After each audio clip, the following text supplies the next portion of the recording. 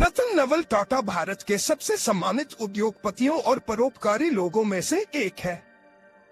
28 दिसंबर 1937 को मुंबई, भारत में जन्मे वे भारत के सबसे बड़े और सबसे सफल समूहों में से एक टाटा समूह के संस्थापक जमशेदजी टाटा के परपोते हैं। रतन टाटा का जन्म एक प्रमुख पारसी परिवार में हुआ था। उनके माता पिता नवल और सूनी टाटा जब वे 10 साल के थे तब अलग हो गए और बाद में उनकी दादी लेडी नवाजबाई टाटा ने उनका पालन पोषण किया। उन्होंने प्रतिष्ठित कॉर्नेल विश्वविद्यालय में अपनी उच्च शिक्षा प्राप्त करने से पहले मुंबई में कैंपियन स्कूल और शिमला में बिशप कॉटन स्कूल में पढ़ाई की, जहां उन्होंने 1962 में वास्तुकला और संरचनात्मक इंजीनियरिंग में डिग्री हासिल की। बाद में उन्होंने 1975 में हार्वर्ड बिजनेस स्कूल में उन्नत प्रबंधन कार्यक्रम पूरा किया। रतन टाटा ने 1962 में टाटा समूह में अपना करियर शुरू किया। शुरुआत में टाटा स्टील की दुकान पर काम करते हुए, चूना पत्थर को फावड़े से खोदते हुए और ब्लास्ट फर्नेस को संभालते हुए। इस व्यावहारिक अनुभव ने उन्हें कंपनी के संचालन की गहरी समझ प्रदान की। वर्षों से वे रैंक में ऊपर उठते रहे, अंततः विभिन्न टाटा कंपनियों में महत्वपूर्ण जिम्मेदारियां संभाली। 1991 में रतन टाटा JRD टाटा के बाद टाटा समूह की होल्डिंग कंपनी टाटा सन्स के अध्यक्ष बने। उनके नेतृत्व में टाटा समूह ने भारत और अंतर्राष्ट्रीय स्तर पर नाटकीय रूप से विस्तार किया।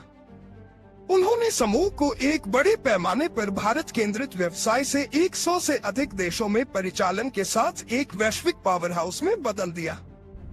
उनके कार्यकाल के दौरान प्रमुख उपलब्धियों में निम्नलिखित जैसे अंतर्राष्ट्रीय ब्रांडों का अधिग्रहण शामिल है।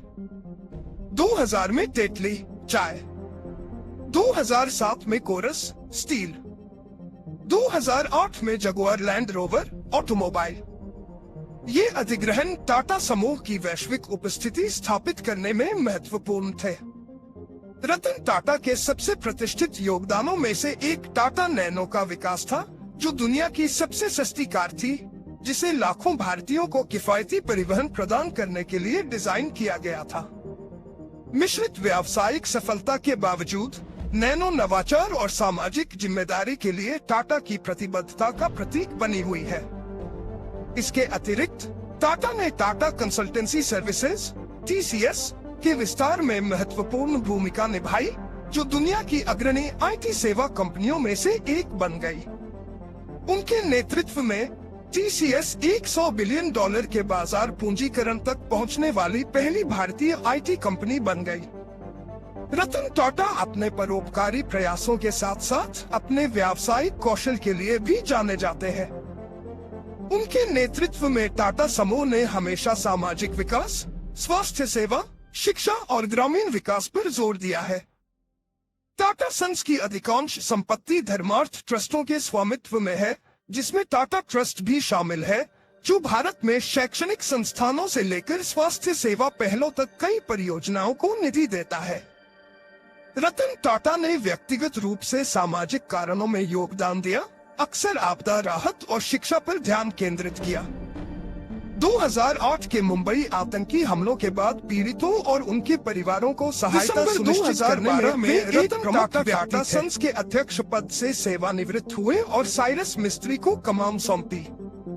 हालांकि टाटा समूह में उथल पुथल भरे दौर के बाद 2017 में नटराजन चंद्रशेखरन की नियुक्ति से पहले 2016 में टाटा अंतरिम अध्यक्ष के रूप में वापस लौटे।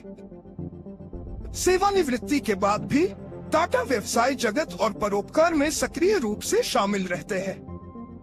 उन्होंने कई स्टार्टअप में निवेश किया है और उन्हें भारत में कई युवा उद्यमियों के लिए एक मार्गदर्शक के रूप में देखा जाता है।